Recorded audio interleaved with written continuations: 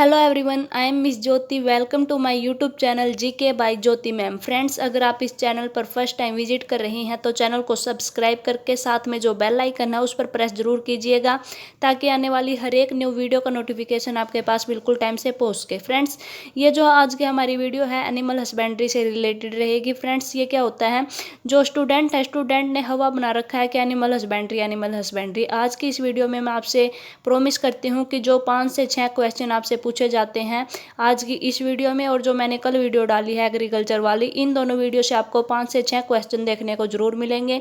तो इस बस आपसे एक ही रिक्वेस्ट है, इस वीडियो को अपने ज़्यादा से ज़्यादा फ्रेंड सर्कल में शेयर करना है। स्टडी रिलेटेड जो ग्रुप होता है वहाँ पर आपने शेयर करना है, ठीक है। और मेरा बस आपसे यही कहना है कि जितना उसके शेयर करना है वीडियो को, ताकि जो अदर स्टूडेंट है वो भी इस वीडियो से अपना फ़ायदा उठा सके, ठीक है। चलिए हमारी जो आज की वीडियो इसको स्टार्ट करते हैं। इससे पहले मैंने अपनी एग्रीकल्चर वाली वीडियो डाल दी है, अगर आपने वो नहीं देखी है तो आप उसको ज़रूर देख लेना और उसके बाद फिर ये वीडियो देख लेना, ठीक है। तो चलिए स्टार्ट करते हैं। देखिए, जो सबसे पहले हम पशुपालन पढ़ते हैं। आज के वीडियो में हम कंप्लीट जो पशुपालन है यानी कि हमारी एनिमल हस्बेंड्री है उसको कवर करेंगे, ठीक है। देखिए, जो हमारा पशुधन गणना है ये सबसे पहले कहाँ कैसे शुरुआत हुई थी उसकी, और ये सब है, ये सब जानेंगे, ठीक है। तो देखिए, जो पशुपालन है इसमें क्या किया जाता है, हम सबसे पहले क्या करते हैं, हम पशुओं की गणना करते हैं, ठीक है। और जो पशु की गणना कहलाता है वो क्या कहलाता है, पशुधन गणना कहलाता है, ठीक है। देखिए, आपको ध्यान रखना है, भारत में सबसे पहले बार इसकी शुरुआत कब की गई थी, 1919 और 1920 में की गई थी, अंग्रेजों के समय में, ठीक है। और प्रत्येक, ये भी बात आपको ध्यान रखनी है, हर एक 5 वर्ष के बाद हमारी क्या की जाती है, पशुधन गणना की जाती है। और लेकिन जो हमारी जनगणना है वो हर एक प्रत्येक 10 वर्ष के बाद की जाती है, ये भी आपको ध्यान रखना है। हमारी जनगणना 10 वर्ष के बाद की जाती है और हमारी पशुधन गणना 5 वर्ष के बाद की जाती है, ठीक है। हमारे जो भारत में दूसरी बार जो गणना हुई थी वो 1924-25 में हुई थी और स्वतंत्र भारत की पहली पशुधन गणना हमारी 1951 में हुई थी। क्योंकि 1947 में हमारा देश आज़ाद हो गया था। उसके बाद फिर जो सबसे पहली बार की गई थी वो कौन सी की गई थी, 1951 में की गई थी, ठीक है। नेक्स्ट हमारा है 16 अक्टूबर 2019 को एक रिपोर्ट सौंपी गई है और ये कौन सी हमारी पशुधन गणना है, ये हमारी 20वीं पशुधन गणना है, ठीक है। और जो ये रिपोर्ट सौंपी गई है इसमें जो सबसे ज़्यादा सर्वाधिक जो पशु है वो हिसार में है इस रिपोर्ट के अनुसार, और जो सबसे कम जो पशु है वो हमारे पंचकुला में है, ठीक है। ये हरियाणा में सौंपी गई है। और ये भी आपको ध्यान रखना है, जो हरियाणा है, हरियाणा में पहली बार पशु गणना कब की गई थी, 1969 में की गई थी। हमारा हरियाणा 1966 में बना था और उसके 3 साल बाद ये स्टार्ट की गई थी 1969 में, ठीक है। ये आपको ध्यान रख लेना है।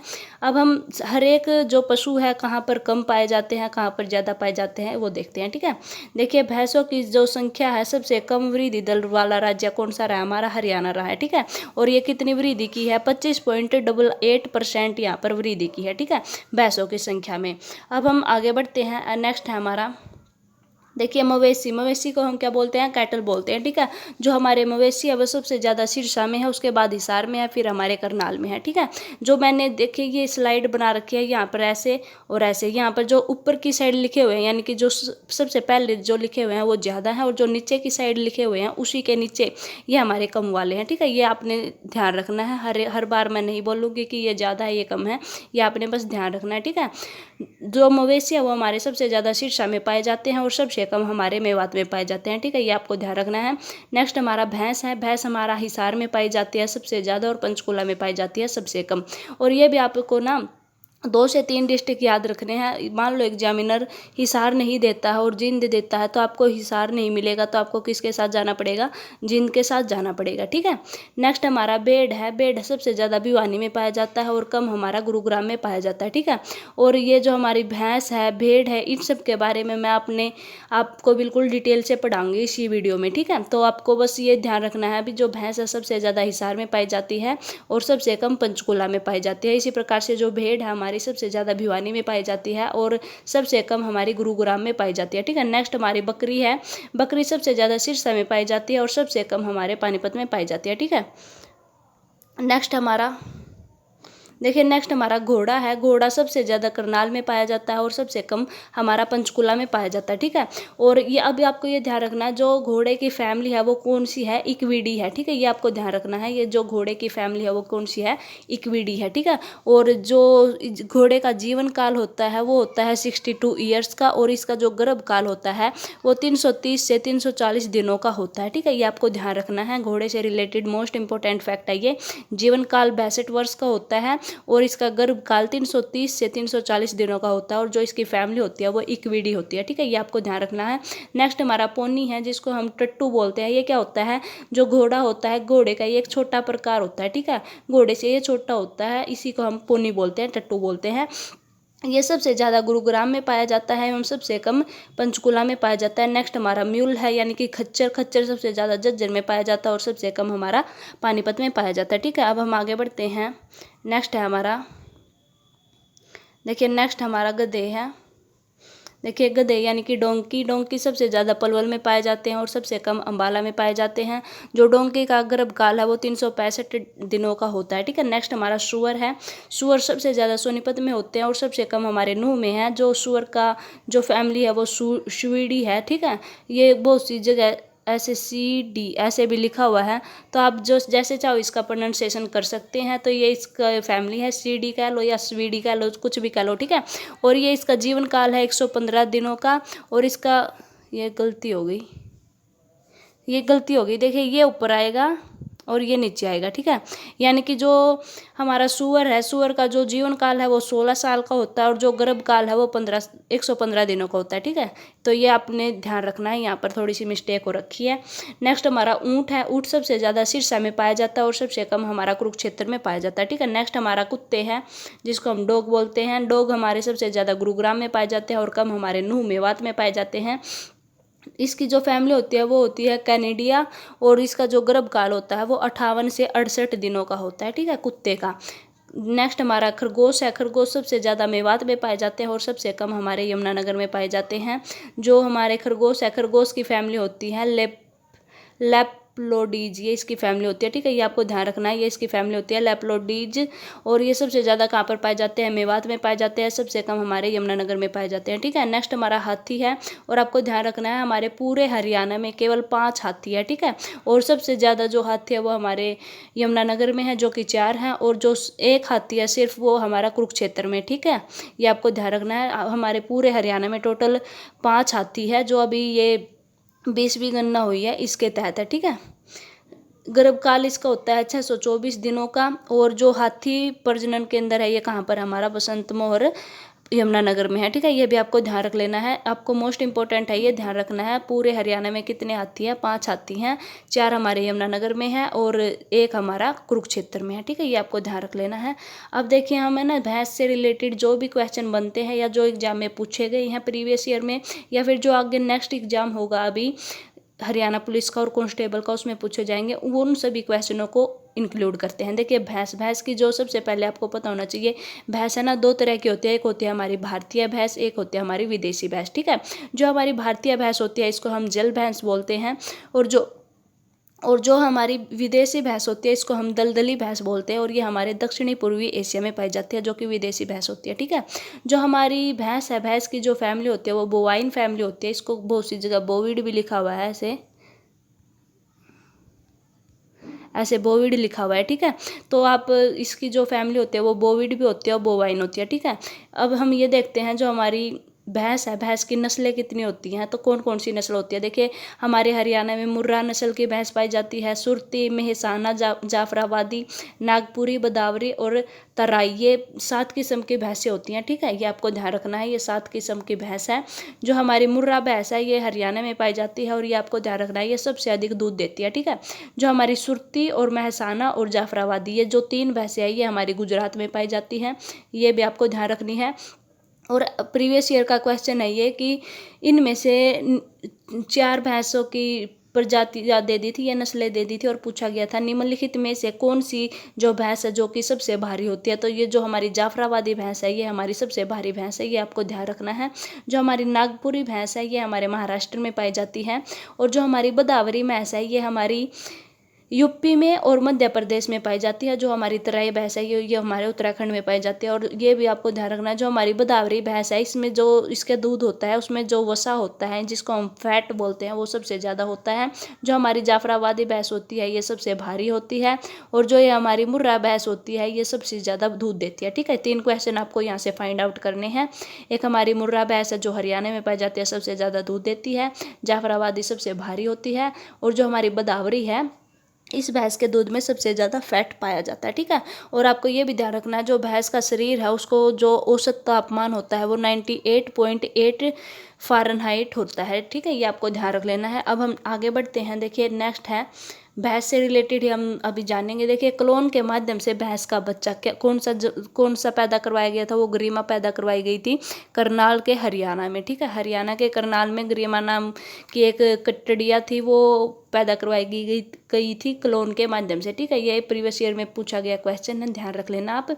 अब हम जो हमारी मुर्रा नस्ल की भैंस है हरियाणा में उससे रिलेटेड कुछ क्वेश्चन जानते हैं। ठीक है, तो जो हमारी सबसे अधिक भैंस है वो हमारे हिसार में पाई जाती है और सबसे कम भैंस हमारी पंचकुला में पाई जाती है। ये मैं आपको पहले ही बता चुकी हूँ। ठीक है, जो हमारी मुर्रा नस्ल की भैंस होती है इसको हरियाणा का काला सोना कहा जाता है।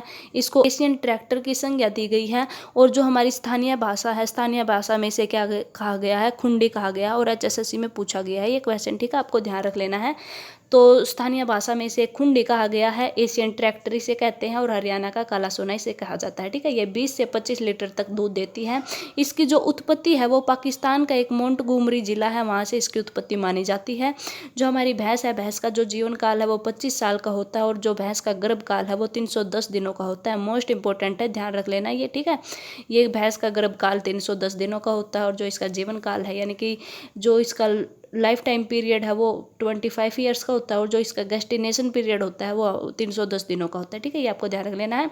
नेक्स्ट हमारा केंद्रीय भैंस अनुसंधान संस्थान हिसार में है।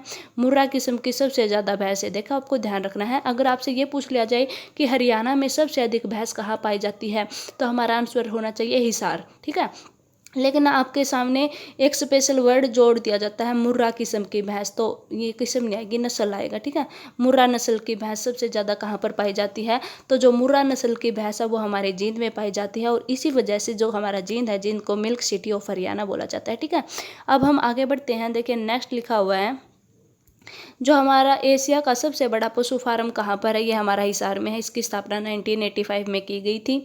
और ये दोनों क्वेश्चन HSSC में पूछे गए हैं प्रीवियस ईयर में।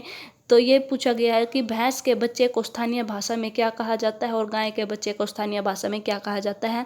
और जो बच्चे गांव से बिलोंग करते हैं उनको बिल्कुल अच्छे से पता है कि जो भैंस का बच्चा उसको कटड़ा व कटड़ी कहा जाता है। अगर मेल होगा तो उसे कटड़ा कहा जाएगा, अगर वह फीमेल होगी तो उसे कटड़ी कहा जाता है। ठीक है, और जो इसी प्रकार से जो हमारा गाय का बच्चा होता है उसे क्या बोला जाता है, जो मेल होगा उसे बछड़ा बोला जाता है। और जो हमारी फीमेल होगी उसे क्या बोला जाता है, बछड़ी बोला जाता है। ठीक है, तो ये हमारी भैंस से रिलेटेड तमाम बातें थी। जीवन काल इसका होता है 25 दिनों का, 25 सालों का। और जो इसका गर्भ काल होता है वो 310 दिनों का होता है। ये आपको ध्यान रखना है। इसे खुंडी एशियन ट्रैक्टर काला सोना की संज्ञा दी गई है। ठीक है, सबसे ज़्यादा दूध देती है मुर्रा नस्ल की भैंस। और जो जाफराबादी है ये सबसे ज़्यादा भारी होती है। और जो हमारी बदावरी है इस भैंस के जो दूध है उसमें सबसे ज़्यादा क्या मिलता है, फैट मिलता है। ठीक है, ये तमाम बातें आपको ध्यान रख लेनी है। अब हम आगे बढ़ते हैं। नेक्स्ट हमारा भेड़ है। ठीक है, अब हम भेड़ को जानते हैं। भेड़ सबसे अधिक हमारे भिवानी में पाए जाते हैं। जो भेड़ है, भेड़ का जीवन काल 30 साल का होता है। और इसका जो गर्भ काल होता है वो 150 डेज का होता है। ठीक है, अब आपको ये ध्यान रखना है सबसे अच्छी ऊन कौन सी होती है, ऊन वाली भेड़ कौन सी होती है, वो हमारी लोही होती है। ठीक है, ये लोही आपको पता होना चाहिए, एक भेड़ की नस्ल है। ठीक है, और खुरदरी ऊन देने वाली भेड़ कौन सी, हमारी बीकानेरी है। भेड़ प्रजनन केंद्र हमारा हिसार में। और सबसे ज़्यादा ऊन देने वाली भेड़ कौन सी, हमारी मेरिनो है। ठीक है, ये आपको ध्यान रख लेना है। अब हम आगे बढ़ते हैं। नेक्स्ट हमारा है, एक मिनट रुको, ये क्या हो रहा है। हाँ, अब हम बकरी को देखते हैं। ठीक है, बकरी के बारे में बिल्कुल सब ज़्यादा चीज़ें जानते हैं, जो भी बकरी से रिलेटेड है वो सब जानते हैं। ठीक है, देखिए जो बकरी है, बकरी सबसे ज़्यादा हमारे कहाँ पर पाई जाती है, सिरसा में पाई जाती है। सिरसा में देख लीजिएगा आप, गाय सबसे ज़्यादा पाई जाते हैं, ऊँट सबसे ज़्यादा पाए जाते हैं और बकरी हमारे सिरसा में सबसे ज़्यादा पाए जाते हैं। ठीक है, इस बात का आपको ध्यान रख लेना है। जो हमारा बकरी है, बकरी का जीवन काल होता है 18 ईयर्स का। और जो हमारी बकरी है उसका गर्भकाल होता है 151 डेज का, ठीक है, ये आपको ध्यान रख लेना है। सबसे अधिक दूध देने वाली बकरी कौन सी, हमारी बीटल है, ठीक है। और आपको ये क्वेश्चन प्रीवियस ईयर में पूछा गया है, एसएससी में पूछा गया, एचएसएससी में नहीं पूछा गया, ठीक है, ये आपको ध्यान रख लेना है। जो हमारा कर्नाटक राज्य है इसमें एक भी बकरी नहीं पाई जाती है, ये आपको ध्यान रखना है। और जो बकरी है, बकरी को गरीब लोगों की कामधेनु कहा जाता है, विश्व की दूध रानी सलोंग को कहा जाता है। ये सलोंग क्या है, एक बकरी की नस्ल है, ठीक है। और ऊन के लिए प्रसिद्ध प्रजाति कौन सी है, हमारी पश्मीना है। और आकार में सबसे बड़ी व द्विकाजी बकरी कौन सी है, हमारी जमुना पारी है, ठीक है। ये जो बकरी है, बकरी से रिलेटेड तमाम क्वेश्चन आपको ध्यान रख लेने हैं। अब हम आगे बढ़ते हैं।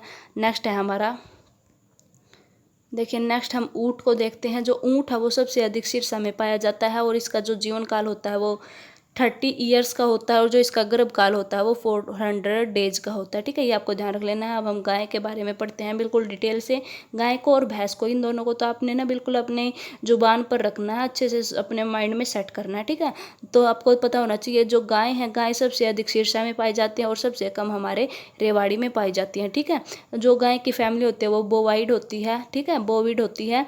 इसको बोवाइन भी बोला जाता है, बोविड भी बोला जाता है, ठीक है। इसका जो जीवन काल होता है वो 16 साल का होता है और जो गर्भकाल होता है वो 284 दिनों का होता है, ठीक है। जो हमारे हरियाणा में कौन सी गाय पाई जाती है, तो हमारे हरियाणा में हरियल नाम की गाय पाई जाती है, ठीक है।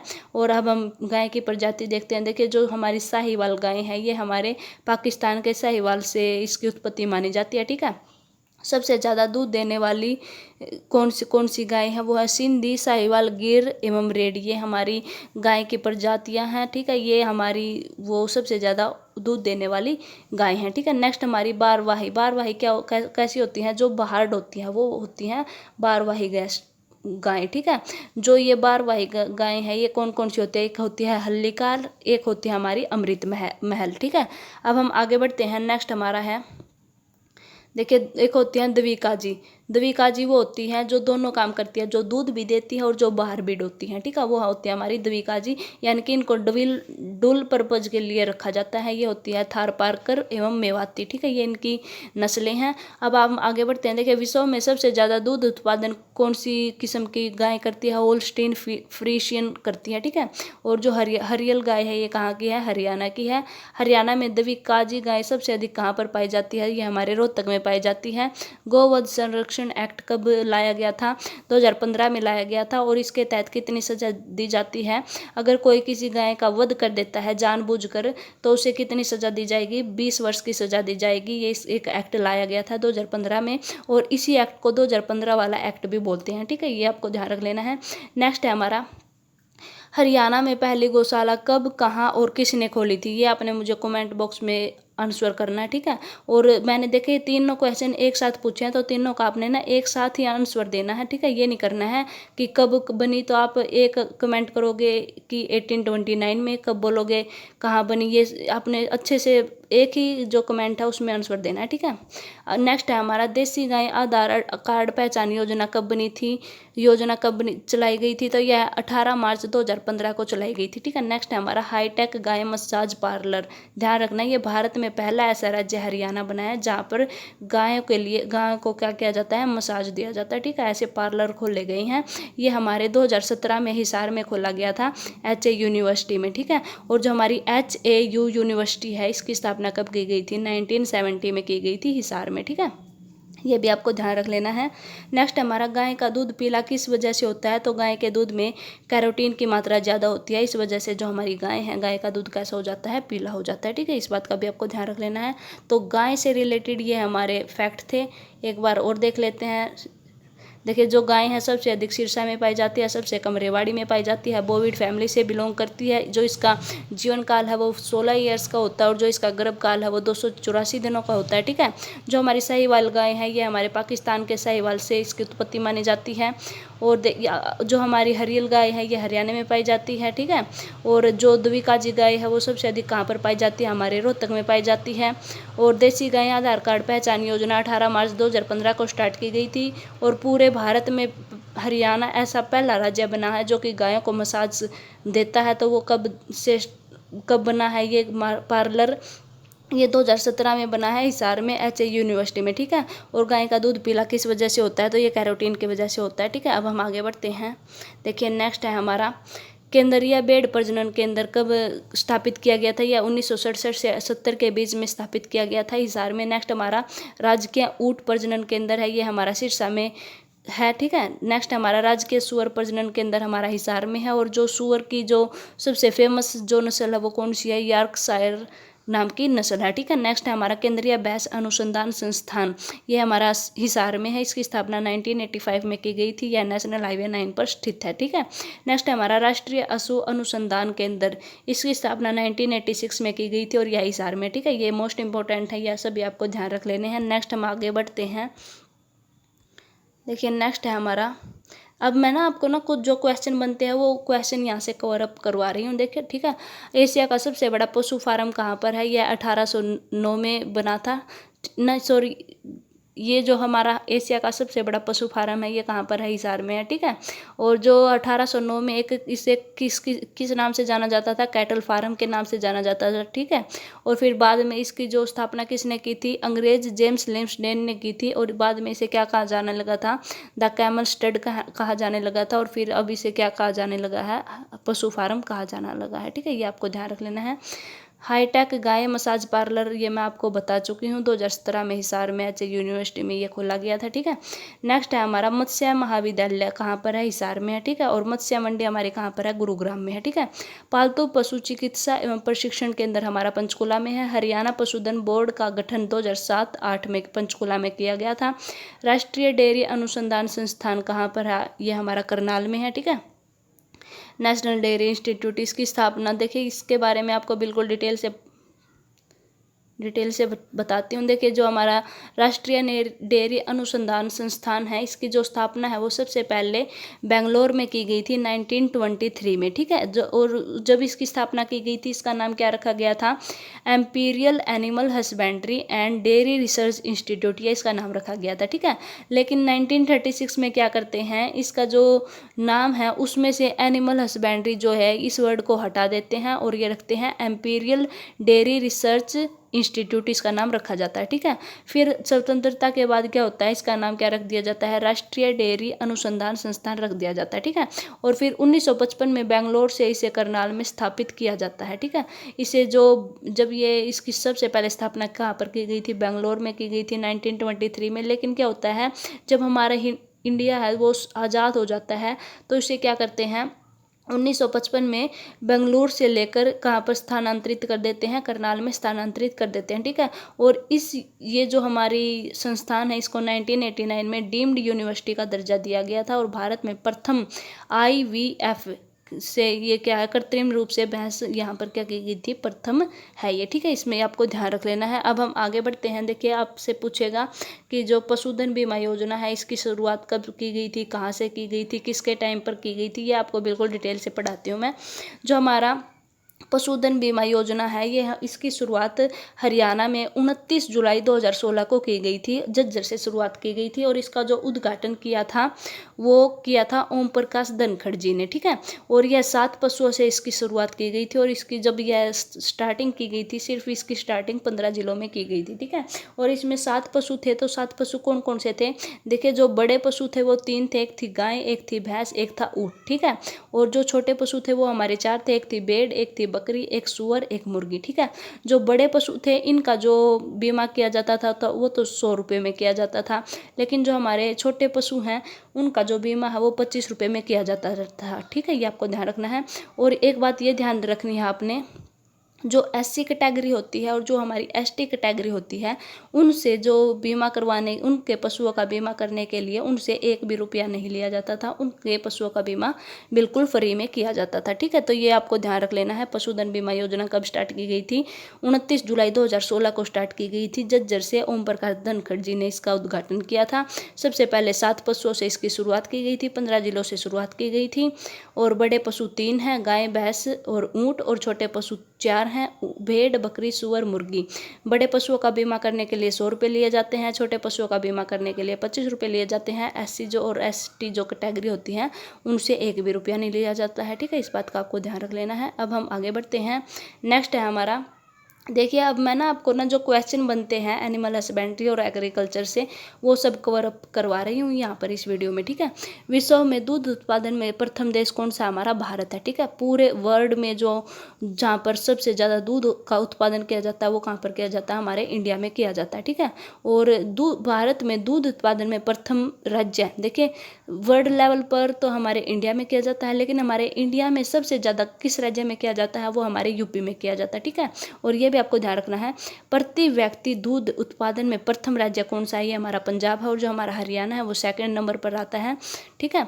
नेक्स्ट हमारा हरियाणा में पशुओं का सबसे बड़ा मेला कहाँ पर लगता है? ये जहाजगढ़ बेरी झज्जर में लगता है, ये आप सभी को पता है। और HSSC में ये क्वेश्चन बहुत बार रिपीट हुआ है, ठीक है। तो इस क्वेश्चन को आपने ध्यान रखना है, ठीक है। और आपसे ये आपको ये भी ध्यान रख लेना है, जो हरियाणा में सबसे बड़ा पशुओं का मेला लगता है वो जहाजगढ़ में लगता है। और जो हमारा इंडिया है, इंडिया में जो पशुओं का सबसे बड़ा मेला लगता है वो हमारा सोनपुर बिहार में लगता है, ठीक है। नेक्स्ट है हमारा भैंस कौशल विकास केंद्र कहाँ पर है? खांडा खेड़ी गांव में है, ठीक है। महाराणा प्रताप सिंह बागवानी विश्वविद्यालय कहाँ पर है? हमारे करनाल के अंजन स्थली गांव में है। सबसे ज़्यादा ऊन देने वाली भेड़ कौन सी है? हरनाल है। और 38 लीटर दूध देने वाली गाय कौन सी है? हरदेनु गाय है, ठीक है। मोस्ट इंपॉर्टेंट है, ये आपको ध्यान रखना है, इसने रिकॉर्ड बनाया है हरदेनु गाय ने, ठीक है।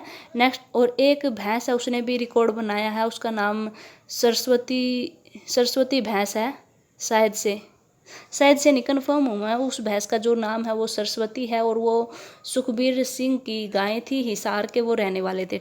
गाय नहीं थी, वो भैंस थी सरस्वती, और वो सुखबीर सिंह की भैंस थी और वो हिसार के रहने वाले थे, ठीक है। उन्होंने भी, उसकी भैंस ने भी रिकॉर्ड बनाया था, ठीक है। नेक्स्ट है हमारा हरियाणा का सबसे बड़ा कृषि पुरस्कार कौन सा है? तो हमारे हरियाणा का सबसे बड़ा जो कृषि पुरस्कार है वो देवीलाल पुरस्कार है। इसके तहत 1 लाख रुपए की राशि दी जाती है, ठीक है। नेक्स्ट है हमारा हरियाणा के भिवानी जिले में सघन पशु विकास परियोजना कब स्टार्ट की गई थी? यह 1972 में स्टार्ट की गई थी, ठीक है। इस बात का भी आपको ध्यान रख लेना है। नेक्स्ट है हमारा, देखिए ये क्वेश्चन पूछे नहीं गए हैं, बस मैंने अपनी साइड से डाल रखे हैं, ठीक है। तो 18वीं शताब्दी में जो खेती की बुआई के लिए कौन सा दिन शुभ माना जाता था? तो ये बुधवार को शुभ माना जाता था। और जो हमारी 19वीं शताब्दी है, 19वीं शताब्दी में जो खेती की बुआई करने के लिए कौन से दिन को शुभ माना जाता था? तो ये हमारे सोमवार को शुभ माना जाता था, ठीक है। ये भी आपको ध्यान रख लेना है। अब हम आगे बढ़ते हैं, देखिए नेक्स्ट है हमारा, राज्य के महेंद्रगढ़ जिले के नारनौल नामक स्थान पर एक वीर्य बैंक स्थापित किया गया है और जहाँ पर तरल नाइट्रोजन प्लांट लगा हुआ है, ठीक है। इस बात का आपको ध्यान रख लेना है। नेक्स्ट हमारा national research centre for plant biotechnology कहाँ पर है? ये हमारे हिसार में है, HA यूनिवर्सिटी में। इसकी स्थापना सन 2000 में की गई थी, ठीक है। नेक्स्ट हमारा हरियाणा बागवानी विभाग एक स्वतंत्र विभाग के रूप में कृषि विभाग से अलग होकर किस वर्ष अस्तित्व में आया था? तो यह हमारे 1990-91 में आया था, ठीक है। देखिए अगर आपको पेयर नहीं मिलते हैं, या तो आपको 1990 भी मिल जाता है और 91 भी मिल जाता है और 92 मिलता है और 93 मिलता है, तो आपको पता है किसके साथ जाना है? ऑप्शन जो आपको चूज करना होगा वो 1991 को चूज करना है, ठीक है। आपको ध्यान रख लेनी है ये बात। नेक्स्ट है हमारा हरियाणा भूमि सुधार एवं विकास निगम लिमिटेड की स्थापना किस वर्ष की गई थी? तो यह हमारे 1974 में की गई थी, ठीक है। और इसके अध्यक्ष कौन है? अब जगदीश सिंह नायर है। और ये कहाँ से MLA हैं? ये होडल पलवल से MLA हैं, ठीक है। अब हम आगे बढ़ते हैं,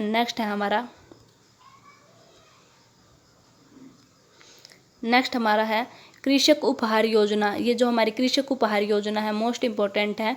ये महात्मा गांधी के बर्थडे वाले दिन चलाई गई थी, ठीक है। ये महात्मा गांधी के बर्थडे वाले दिन चलाई गई थी, कब? 2 अक्टूबर 2000 को ये योजना चलाई गई थी, ठीक है।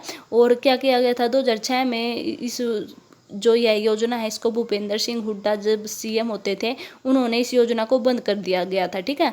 लेकिन अब जो हमारे CM मनोहर लाल खट्टर जी हैं, इन्होंने 2015 में एक संशोधन किया और क्या किया, इस योजना को दोबारा से स्टार्ट कर दिया। और जो राज्य स्तर है, राज्य स्तर पर 2 ट्रैक्टर दिए जाते हैं और जिला स्तर पर कल्टीवेटर दिए जाते हैं, ठीक है। इस बात का आपको ध्यान रख लेना है। नेक्स्ट है हमारा पालतू पशु चिकित्सा केंद्र प्रशिक्षण चिकित्सालय कहाँ पर है, ये हमारा पंचकुला में, ठीक है। और जो हमारा पटसन है, पटसन को हमारा सुनहरा रेशा कहा जाता है, ठीक है। अब हम कुछ पद्धति हैं उनको देखते हैं। देखिए जो एपीकल्चर है ये हमारे मधुमक्खी पालन से संबंधित है। जो हमारा वर्मी कल्चर है ये हमारा केंचुए के पालन से संबंधित है। जो हमारी फ्लोरिकल्चर है ये फूलों के उत्पादन से संबंधित है। जो हमारी ओलेरिकल्चर है इसमें सब्जियों का उत्पादन किया जाता है। और जो हमारा पिसिकल्चर है ये मत्स्य पालन से रिलेटेड है, ठीक है। अब हम आगे बढ़ते हैं। हाँ ये मोस्ट इम्पोर्टेंट है, ये आपको ध्यान रखना है। एक मिनट थोड़ा जूम कर लेते हैं। देखिए मैंने प्रीवियस ईयर के क्वेश्चन पेपर चेक किए हैं और वहाँ पर ना फसलों से रिलेटेड ना रोग पूछे गए हैं, तो ये आपको ध्यान रखना है। जो हमारा धान होता है, जो चावल होती है, इसमें कौन कौन से रोग होते हैं। एक होता है पत्ती का भूरा धब्बा हो जाना, ये किसके द्वारा होता है, कवक के द्वारा होता है। जीवाणु झुलसा और खीरा रोग ये होते हैं, ठीक है, ये आपको ध्यान रख लेने हैं।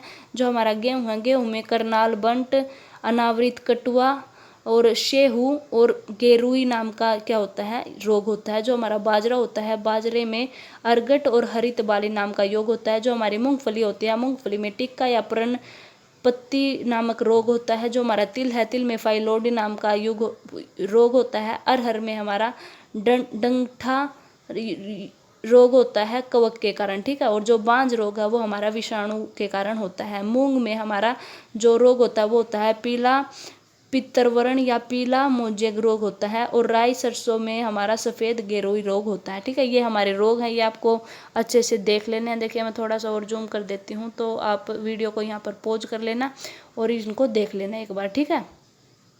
अब हम आगे बढ़ते हैं नेक्स्ट स्लाइड की ओर।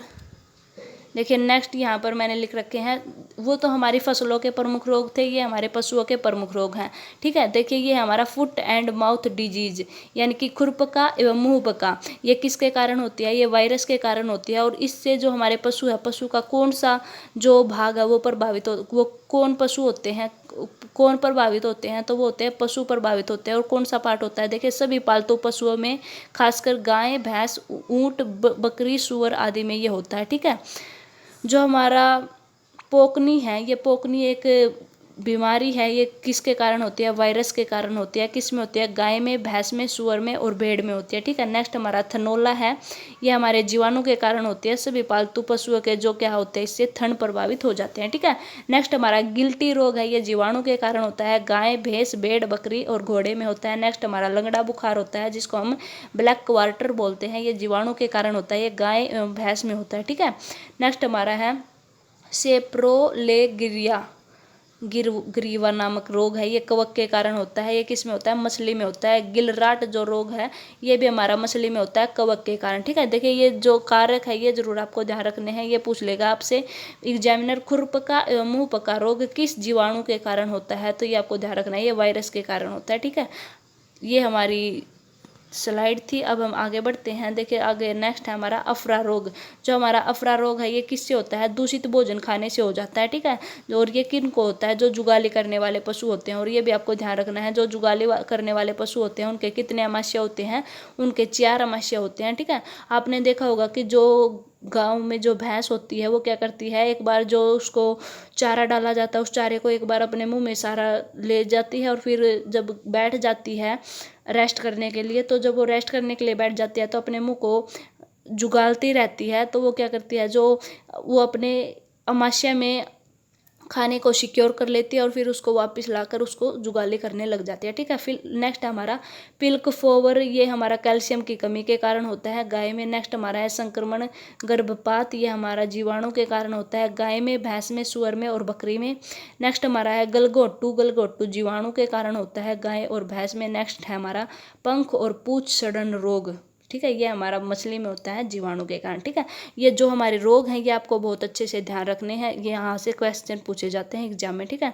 अब हम जो मैंने आपको पद्धति बताई थी वो बस थोड़ी सी थी, यहाँ पर जान लेते हैं। देखिए फर्स्ट है हमारा विटीकल्चर।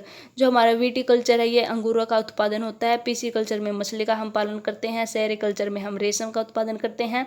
हॉर्टिकल्चर में हम बागवानी फसलों का उत्पादन करते हैं। जो हमारा ओलेविकल्चर है यहाँ पर हम जो जैतून की कृषि करते हैं। एपीकल्चर शहद उत्पादन या फिर मधुमक्खी पालन से है। जो हमारा फ्लोरिकल्चर है, ये हमारा फूलों की कृषि से है। नेक्स्ट हमारा सिल्वीकल्चर है, ये वनों के संरक्षण एवं संवर्धन से संबंधित है। ओलेरीकल्चर हमारा पौष्टिक साग सब्जियों से संबंधित है। वर्मीकल्चर हमारा कृषि उत्पादन में वृद्धि हेतु केचुआ पालन है, ठीक है। और जो केचुआ है, केचुए को किसान का फ्रेंड बोला जाता है, ठीक है, ये भी आपको ध्यान रखना है। नेक्स्ट हमारा मोरिकल्चर है। मोरिकल्चर क्या होता है, रेशम कीट हेतु शहतूत की कृषि को कहा जाता है, ठीक है। नेक्स्ट हमारा है एरोपोनिक्स, ये पौधों को हवा में उगाना को बोला जाता है। नेक्स्ट हमारा पोमोलॉजी यानी कि ये फल विज्ञान है, ठीक है। तो ये मोस्ट इंपॉर्टेंट है, ये आपको ध्यान रख लेना है। यहाँ पर थोड़ी सी देर वीडियो को पॉज कर लेना और अच्छे से इसको पढ़ लेना, ठीक है। तो ये बस ये प्रमुख क्रांतियाँ हैं। क्रांतियाँ मैं अपनी इससे पहले वाली वीडियो में आपको बता चुकी हूँ।